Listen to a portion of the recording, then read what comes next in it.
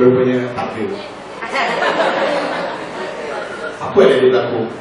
Nampak tulis tu, please use tissue only. Sama. Kau fokus lah. Okay. So, abang guna tisu, abang keluar dia ni. Baru sikit lah.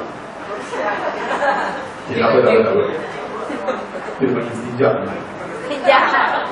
Abang dulu abang. Abang sakit. Abang semangat ke? Abang dulu abang.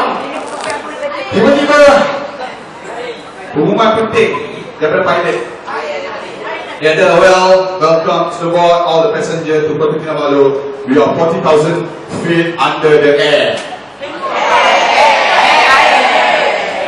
Faham? Okay. So we have another 20 minutes to reach Kota Kinabalu airport.